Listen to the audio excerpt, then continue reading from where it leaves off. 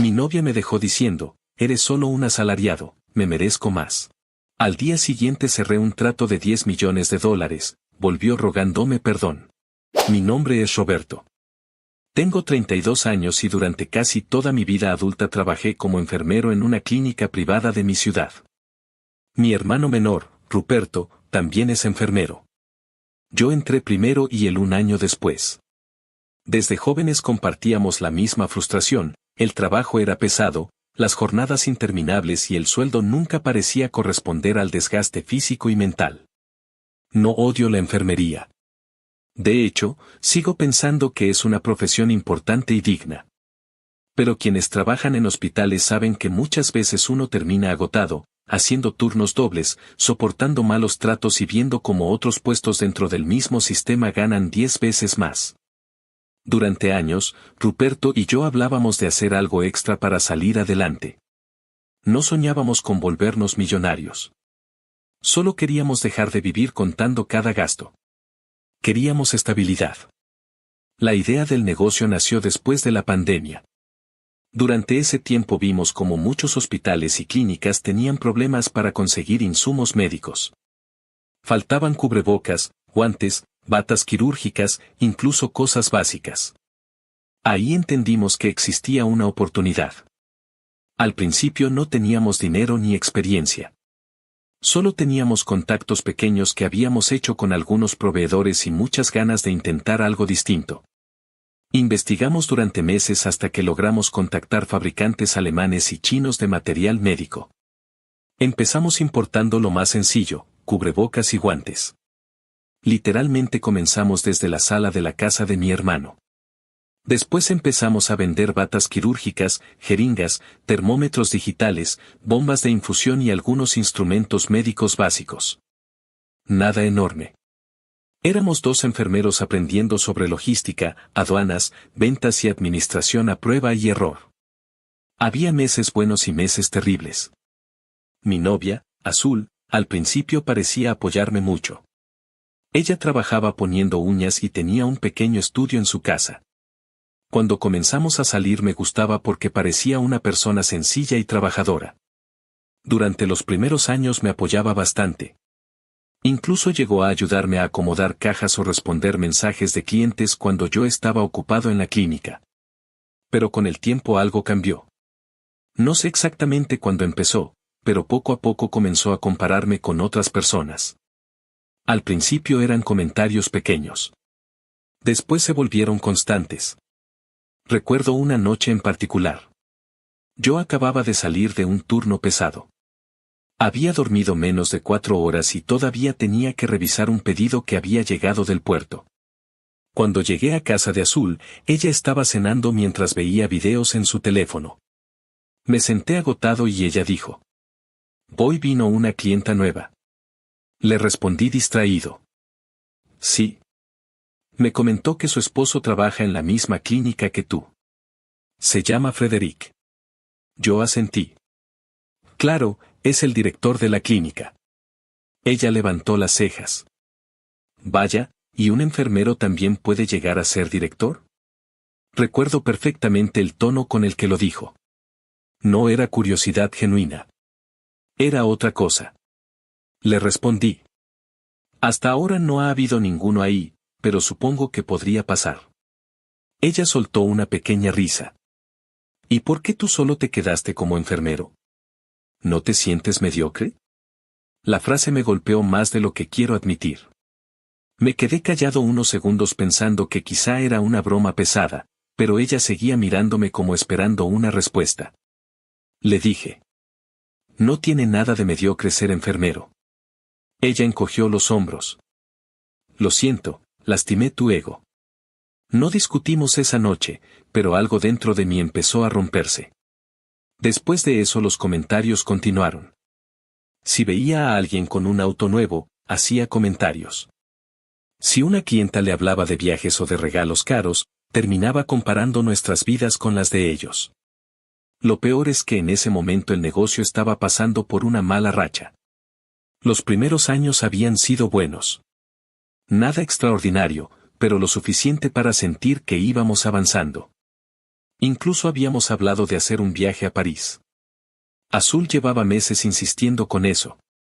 Guardaba videos de parejas en Europa y me enseñaba hoteles, restaurantes y lugares turísticos. Yo también quería hacerlo. De verdad. Pero hubo un periodo en el que las ventas comenzaron a caer muchísimo. Varias clínicas redujeron pedidos y algunos contratos pequeños se perdieron. Encima tuvimos problemas con un cargamento detenido en aduanas. Todo empezó a sentirse más pesado. Ruperto y yo prácticamente trabajábamos doble turno entre la clínica y el negocio para mantenerlo vivo. Una noche le dije a Azul que debíamos posponer el viaje. No olvidaré su reacción. ¿Otra vez?, preguntó molesta. Solo unos meses. Las ventas bajaron bastante y no quiero gastar dinero ahorita. Ella dejó el teléfono sobre la mesa con fuerza. Bueno, tal vez ya es hora de dejar eso y ponerse a trabajar de verdad. La miré confundido. ¿Cómo que trabajar de verdad? Como un verdadero hombre. Si un negocio no funciona, haces otra cosa, ¿no? Intenté explicarle que todos los negocios tenían temporadas malas, que no podíamos rendirnos por unos meses complicados, que apenas estábamos creciendo. Pero ella negó con la cabeza. Al final solo te quedas con tu sueldito de la clínica. Esa frase me dolió muchísimo porque sabía exactamente dónde golpear. Sí, mi sueldo como enfermero no era impresionante. Sí, muchas veces me sentía agotado física y emocionalmente. Sí, veía a otros avanzar más rápido económicamente. Pero estaba haciendo algo. Estaba intentando construir algo mejor. Lo peor era que ella había visto todo el proceso. Sabía cuánto esfuerzo había detrás. Sabía que Ruperto y yo pasábamos noches enteras revisando inventarios, aprendiendo sobre importaciones y buscando clientes. Había visto cómo cargábamos cajas nosotros mismos para ahorrar dinero. Aún así, comenzó a tratar el negocio como si fuera un juego ridículo. Con el tiempo empecé a notar que también cambiaba frente a otras personas. En reuniones hacía comentarios incómodos disfrazados de bromas. Roberto trabaja demasiado para ganar demasiado poco. Oh. Algún día tal vez deje de jugar al empresario. La gente reía incómoda y yo fingía que no me afectaba. Pero sí me afectaba. Mucho. Ruperto fue el primero en decirme que algo no estaba bien. Una madrugada estábamos descargando mercancía de una camioneta afuera de una pequeña bodega que habíamos rentado entre los dos. Eran casi las 2 de la mañana y estábamos agotados. Él me vio en silencio unos segundos y dijo: Azul ya no te habla como antes. Intenté minimizarlo. Solo está estresada. Ruperto soltó una risa seca. No. Está decepcionada porque todavía no eres rico. Me molesté cuando dijo eso, pero en el fondo sabía que tenía razón. Lo más extraño era que mientras peor iban las cosas, más obsesionada parecía Azul con el dinero y el estatus. Empezó a seguir cuentas de influencers, empresarios y parejas que presumían lujos en redes sociales. Pasaba horas viendo videos de viajes, autos y ropa cara. Cada vez que veía algo así, parecía molestarse más conmigo. Un sábado por la tarde fuimos a comer y ella comenzó a hablarme de una de sus clientas. Su esposo le regaló un reloj de $8,000. Yo respondí tranquilo. Qué bien por ellos. Ella me miró fijamente. A veces siento que estoy desperdiciando mis mejores años. Sentí un vacío horrible en el estómago. ¿Por estar conmigo? Ella tardó unos segundos en responder. No lo sé. Es increíble cómo una persona puede destruirte lentamente sin gritarte ni insultarte directamente. A veces basta con pequeñas frases constantes. Poco a poco empecé a sentir que nunca era suficiente. Si trabajaba mucho, era porque no ganaba lo suficiente. Si descansaba un día, decía que no tenía ambición. Si hablaba del negocio, actuaba como si fuera una fantasía infantil. Y aún así yo seguía intentando salvar la relación. Porque cuando uno ama a alguien, muchas veces justifica cosas que jamás aceptaría de otra persona.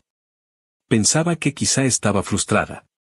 Pensaba que las cosas mejorarían cuando el negocio volviera a estabilizarse. Las semanas siguientes fueron incluso peores. Azul ya no intentaba disimular su desprecio. Antes al menos hacía comentarios pasivo-agresivos de vez en cuando, pero ahora parecía genuinamente molesta por todo lo relacionado conmigo. Si llegaba cansado de la clínica, decía que vivía agotado porque nunca había aspirado a algo mejor. Si hablaba del negocio, rodaba los ojos como si estuviera escuchando a un adolescente hablando de hacerse famoso. Y si mencionaba que las ventas podían recuperarse, ella respondía con frases como: «Llevas años diciendo eso». O: «La gente exitosa no vive esperando a que las cosas mejoren». Yo seguía intentando mantener la calma porque sinceramente la amaba. O al menos amaba la versión de ella que conocí al principio. Todavía pensaba que tal vez estábamos pasando una mala etapa. Pero cada conversación terminaba igual, yo intentando explicar mis planes y ella recordándome que seguía siendo solo un enfermero. Una noche llegué a su casa después de un turno particularmente pesado. Había pasado 12 horas viendo pacientes y otras 3 revisando inventarios del negocio con Ruperto. Apenas podía mantener los ojos abiertos. Azul estaba viendo videos en el sofá. Sin apartar la vista del teléfono preguntó: ¿Ya eres millonario o todavía no? Ni siquiera sonrió al decirlo. Me senté lentamente y respondí: pronto las cosas van a mejorar. Ella soltó una pequeña risa. No, Roberto. No van a mejorar. La miré cansado. ¿Por qué siempre hablas así? Finalmente dejó el teléfono y me miró directamente. Porque alguien tiene que ser realista. Al final sigues siendo un enfermero asalariado. Esa frase empezó a repetirse tanto que terminó clavándose en mi cabeza. Un enfermero asalariado. Como si todo mi esfuerzo pudiera resumirse en eso. Como si trabajar honestamente fuera algo vergonzoso. Esa misma semana ocurrió algo que cambió todo. Eran casi las 11 de la noche cuando recibí una llamada de Ruperto. Apenas contesté, escuché su voz acelerada. Bro. Me incorporé de inmediato. ¿Qué pasó? Estoy teniendo pláticas con una cadena hospitalaria enorme. Fruncí el ceño. ¿Qué cadena? Todavía no puedo decir mucho, pero van a abrir 3 sucursales nuevas y quieren abastecerlas completas. Sentí como el sueño se me quitaba de golpe. ¿Hablas en serio? Sí, y escucha esto, no quieren tratar con demasiados proveedores. Quieren trabajar prácticamente con uno solo que pueda suministrar casi todo. Me levanté de la cama. Y les dije que nosotros podíamos hacerlo. Me quedé callado unos segundos. Ruperto, eso es enorme. Lo sé. Me mandaron una lista preliminar.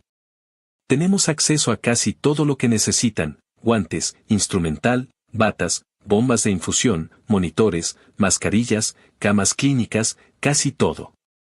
Sentí una emoción brutal recorriéndome el cuerpo. Entonces, ¿cuál es el problema? Hubo un pequeño silencio antes de que respondiera. Nos faltan los ventiladores de respiración mecánica. Ahí sentí como la emoción bajaba un poco. Los ventiladores eran otro nivel. Nosotros nunca habíamos trabajado con equipos tan caros. Conseguir proveedores confiables era complicado y el costo de importación era altísimo. Me pasé la mano por el rostro. Sabes que jamás hemos conseguido eso. Son demasiado caros. Entre aduanas, transporte y permisos podríamos terminar perdiendo dinero. Lo sé, respondió rápido, pero debemos conseguir algo. Esta es la oportunidad de nuestras vidas. Escucharlo así me hizo guardar silencio. Entonces empezó a hablar todavía más emocionado. ¿Entiendes lo que significa esto? Les venderíamos más de $10 millones en producto. Sentí un vacío en el estómago. 10 millones. Nunca habíamos manejado cifras ni remotamente cercanas a eso. Eso nos dejaría ganancias cercanas a 2 millones para cada uno, continuó. Y no solo eso. Si todo sale bien, seríamos sus proveedores exclusivos por al menos un año. Yo seguía intentando procesarlo. Ruperto prácticamente gritaba del otro lado. 5 millones mensuales en pedidos posteriores, Roberto. ¿Entiendes? Esto da hasta para jubilarnos. Por primera vez en muchísimo tiempo sentí algo parecido a esperanza real. Le respondí. Bien, haré lo que pueda. Buscaré por todos lados. Y eso hice. Los días siguientes fueron una locura absoluta. Llamé a contactos antiguos, escribí correos, investigué fabricantes, hablé con distribuidores internacionales y hasta contacté empresas con las que jamás habíamos trabajado. Incluso falté un par de días a la clínica para asistir a reuniones. Prácticamente desaparecí del mundo. Dormía poco, comía mal y pasaba horas revisando especificaciones técnicas y costos de importación. Azul empezó a molestarse porque casi no le respondía mensajes, pero sinceramente mi mente estaba completamente enfocada en conseguir esos ventiladores. Porque si aquello salía bien, nuestra vida cambiaría para siempre. No exagero cuando digo que sentía una presión gigantesca. Ruperto y yo llevábamos años intentando construir algo grande y por primera vez parecía posible. Pero mientras más avanzaban los días, más difícil parecía. Algunos proveedores tenían tiempos de entrega demasiado largos. Otros manejaban precios absurdos. Algunos simplemente dejaron de responder. Empecé a desesperarme. Y entonces Azul me pidió vernos. Me citó en un restaurante al que solíamos ir antes. Recuerdo que llegué agotado pero también emocionado porque, en el fondo, quería contarle lo que estaba pasando. Quería que por una vez se alegrara conmigo. Cuando me senté frente a ella, parecía distante. Aún así sonreí ligeramente y empecé a hablar. Le conté todo. Le hablé de la cadena hospitalaria, de las 3 nuevas sucursales, del contrato enorme y de la posibilidad de convertirnos en proveedores exclusivos. Mientras hablaba podía sentir mi propia emoción creciendo. Si logramos esto, todo cambiará, le dije. Literalmente podríamos asegurar nuestro futuro. Ella me observó en silencio unos segundos. Después preguntó. ¿Cuánto ganarían? Cerca de 2 millones cada uno inicialmente. Esperé aunque fuera una reacción mínima de felicidad. Pero Azul soltó una pequeña risa incrédula. Eres tan ingenuo y soñador. La miré confundido. ¿Qué? Acepta la realidad, Roberto. Jamás llegará a nada ese proyecto. Tú y tu hermano solo viven soñando. Sentí un golpe en el pecho. Esta vez es diferente. Ella negó lentamente con la cabeza. Siempre dices lo mismo. Intenté mantener la calma. Tengo un buen presentimiento con esto. Ella apoyó los codos sobre la mesa y me miró con una expresión fría. Me das lástima. Esa frase me dejó completamente inmóvil. Continuó hablando como si nada. Ni siquiera pudiste llevarme a París. Algo tan básico. Fue ahí donde exploté un poco. Estoy harto de que me restriegues eso cada vez que tienes oportunidad. Ella levantó las cejas. ¿Y qué esperabas? ¿Que te aplaudiera? Hubo un silencio incómodo. Sentía gente alrededor hablando y riendo, pero en mi cabeza todo estaba apagándose lentamente. Entonces ella dijo la frase que todavía recuerdo palabra por palabra. Eres solo un asalariado. Me merezco más. No gritó. No hizo una escena. Lo dijo con absoluta tranquilidad. Como si realmente creyera que yo valía menos por no haberle dado la vida que imaginaba. Después tomó su bolso y se levantó de la mesa. Ni siquiera esperó una respuesta. Simplemente se fue. Y yo me quedé sentado ahí. Recuerdo ver mi reflejo en la ventana del restaurante y sentirme completamente destruido. No sé cuánto tiempo pasé ahí sentado antes de irme. Cuando llegué a mi departamento me derrumbé. Lloré más de lo que quiero admitir. No solo por la ruptura, sino porque en ese momento realmente empecé a creer que quizá ella tenía razón. Tal vez sí era un fracaso. Tal vez había perdido años persiguiendo algo imposible. Tal vez todo el esfuerzo, las noches sin dormir y los sacrificios no habían servido para nada. Mientras estaba sentado en el suelo de la sala, sonó mi teléfono. Era Ruperto. Contesté con la voz quebrada. Sí. Bro, ¿encontraste algo? Preguntó inmediatamente. Me están preguntando otra vez. Creo que tenemos solo hasta mañana. Cerré los ojos unos segundos. Me dejó azul. Hubo silencio. Después escuché cómo soltaba aire lentamente. Bro, lo siento. Pero esa mujer no te merece. No respondí. Él continuó. Vamos, no hay tiempo para lamentarse. Ignórala. Me limpié el rostro. No puedo, me siento destrozado. Hubo un silencio pesado antes de agregar. No encontré nada. Creo que soy un fracaso. Ruperto soltó una maldición. Maldita sea, Roberto, te necesito concentrado. Su tono no era cruel. Era desesperado. Sé que es un mal momento, pero créeme, lo superarás. Esa estúpida solo piensa en París. Es de lo único que habla. Francia, Francia, Francia.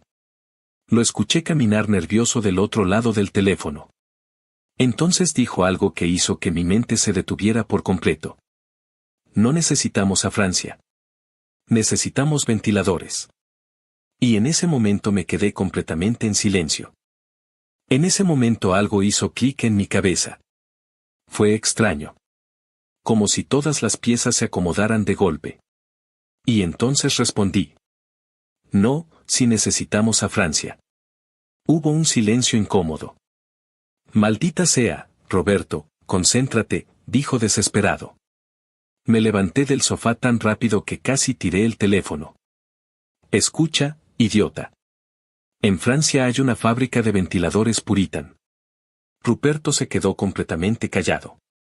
Pasaron unos segundos. Después escuché. Cierto. Mi corazón empezó a acelerarse. ¿Los llamaste alguna vez? No, ¿y tú? Tampoco. Otro silencio. Y luego dijo. Voy para tu casa. Colgó inmediatamente. Esa madrugada prácticamente cambió nuestras vidas. Ruperto llegó 20 minutos después todavía con uniforme de enfermero. Traía una mochila llena de papeles, una laptop y ojeras horribles. Yo probablemente me veía igual de destruido. Nos sentamos en la mesa de la cocina rodeados de café, libretas y hojas impresas.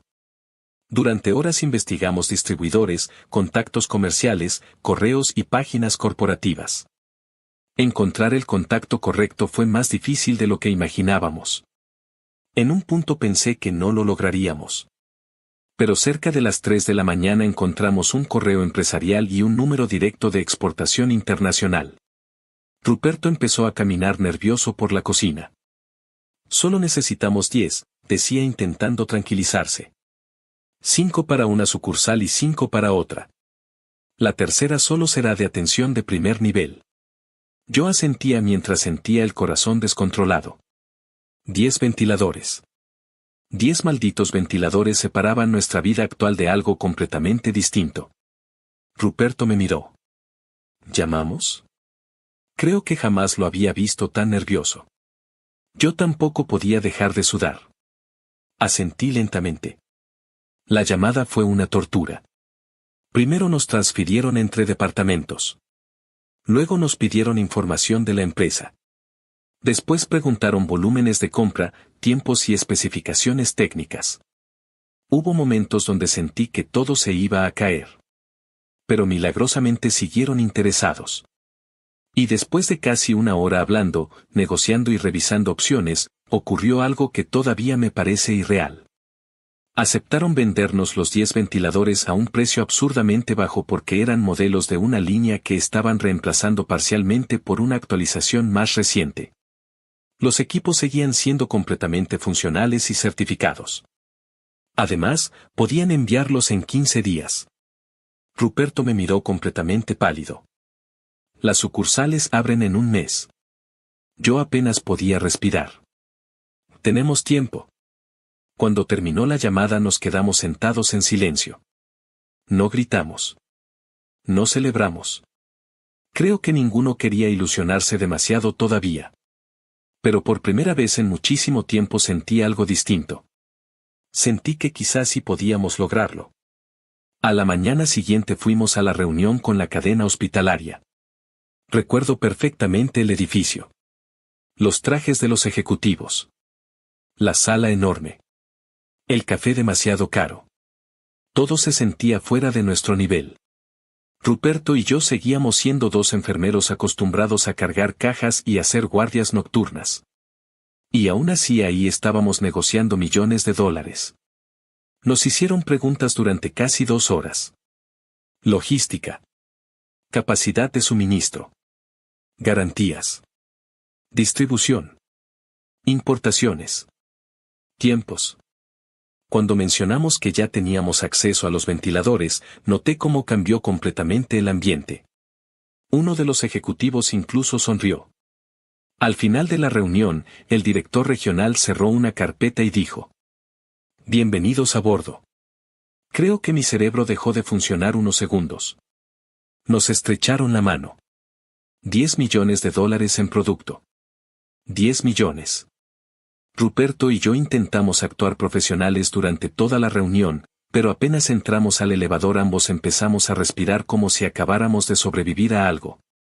Cuando salimos del edificio y llegamos al estacionamiento, Ruperto fue el primero en quebrarse. Empezó a llorar. Yo también. Nos abrazamos en medio del estacionamiento como dos completos idiotas. Años de cansancio, frustración y miedo salieron de golpe. Recuerdo que Ruperto empezó a reírse mientras lloraba. ¿Por qué lloras? ¿Por Azul? Yo me limpié el rostro y respondí. ¿Quién? Eso hizo que ambos termináramos riéndonos todavía más. Ese mismo día renunciamos a la clínica. Nunca olvidaré la cara de algunos supervisores cuando entregamos nuestras renuncias. Pensaban que estábamos locos. Y sinceramente, quizás sí lo estábamos un poco. Después llamamos a nuestros padres. Mi madre lloró apenas escuchó la noticia.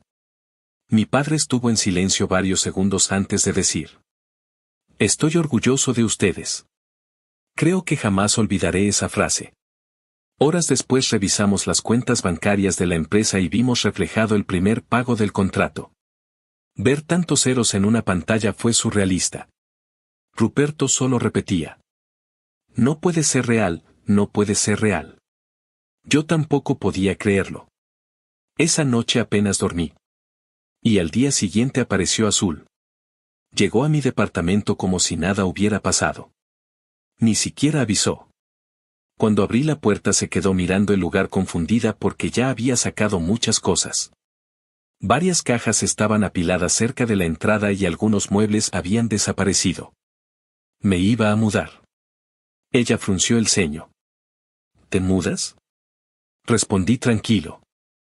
Sí. Azul entró lentamente al departamento observando las cajas. Llevaba ropa elegante y maquillaje impecable, pero podía notar nerviosismo en su expresión. Se giró hacia mí. Felicidades. No respondí. Ella cruzó los brazos. Tu mamá me llamó ayer. Ahí entendí todo. Mi madre no sabía que habíamos terminado.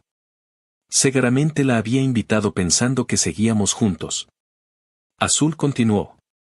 Me invitó a una cena para celebrar tu éxito. Solté una pequeña risa sin humor. Claro. Hubo un silencio incómodo. Entonces ella habló con una voz mucho más suave. Roberto, creo que deberíamos hablar. La miré unos segundos. Era increíble cómo alguien podía cambiar tan rápido. Hacía apenas unos días me había llamado mediocre, fracasado y asalariado. Ahora estaba ahí intentando sonar comprensiva. Me apoyé contra una caja. ¿Sobre qué exactamente? Ella evitó mirarme directamente. Sobre nosotros. No respondí. Entonces empezó. Dijo que había estado estresada últimamente. Que había dicho cosas que no sentía realmente. Que estaba frustrada con su vida. Que tenía miedo del futuro. Las típicas explicaciones que aparecen cuando el dinero entra en escena. Yo la escuchaba en silencio. Y mientras hablaba, algo dentro de mí se enfriaba cada vez más. Porque ya no escuchaba amor. Escuchaba arrepentimiento. Pero no por haberme lastimado, sino por haber calculado mal. Finalmente dijo: perdóname. Recuerdo que me quedé observándola varios segundos. Azul dio un paso hacia mí.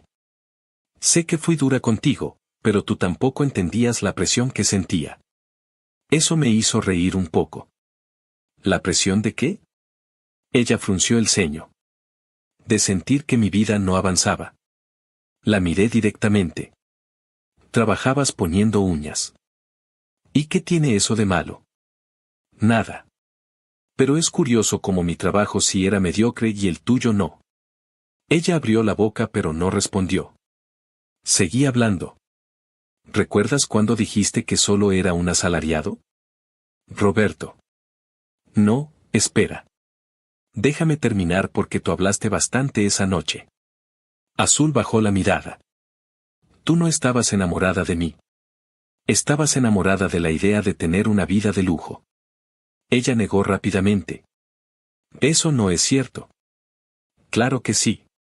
Y el problema no era que quisieras más. El problema era cómo tratabas a los demás mientras no tenían éxito. Sus ojos empezaron a humedecerse. Cometí un error. No. Cometiste muchos. Ella intentó acercarse otra vez. ¿Podemos arreglar esto? Solté una risa incrédula. ¿Ahora sí? Siempre creí en ti. Eso hizo que literalmente me riera en su cara. No, Azul. Tú creíste en el dinero.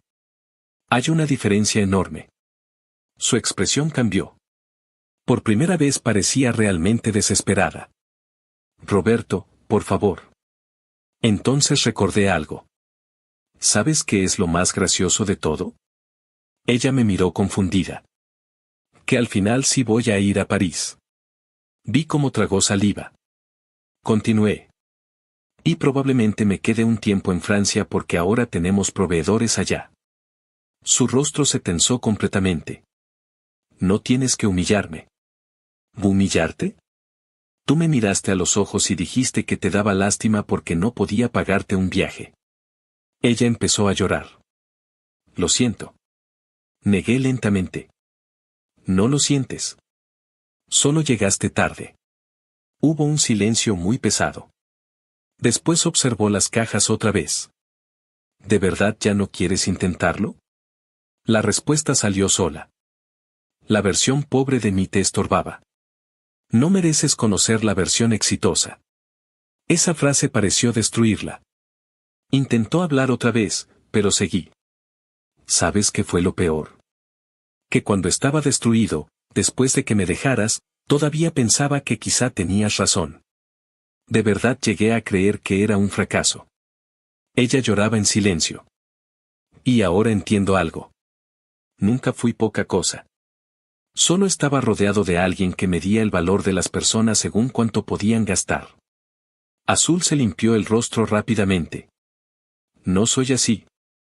Sí eres así. Y honestamente espero que algún día cambies porque si no, nunca vas a ser feliz. Siempre habrá alguien con más dinero, más viajes y más lujos. Ella se quedó callada. Yo abrí la puerta del departamento. Ya terminé esta conversación. Me miró completamente derrotada. ¿Eso es todo? Asentí. Sí. Y por cierto. Ella levantó lentamente la mirada. Gracias. Frunció el ceño confundida. ¿Gracias? Sí. Porque si no me hubieras dejado esa noche, probablemente nunca habría hecho clic lo de Francia y los ventiladores. Todo esto pasó hace apenas 2 meses. Todavía se siente extraño decirlo porque mi vida cambió demasiado rápido. Hace poco estaba haciendo turnos dobles en la clínica, preocupado por pagos, aduanas y ventas bajas. Ahora tengo más dinero del que imaginé tener en toda mi vida. Y sinceramente, todavía me cuesta procesarlo. Pero algo importante, no empecé a gastar como loco. No me compré 10 autos ni una mansión absurda. Ruperto y yo decidimos invertir casi todo.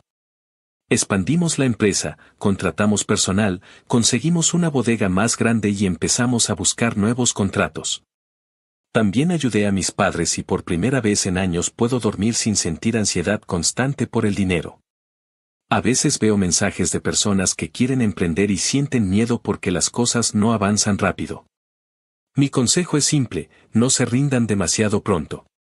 Habrá meses horribles. Personas que se burlarán de ustedes. Momentos donde incluso ustedes mismos pensarán que están fracasando. Pero muchas veces la diferencia entre lograrlo y no lograrlo es resistir un poco más. Y también aprendan esto, jamás construyan su vida alrededor de alguien que solo los valore cuando tienen éxito.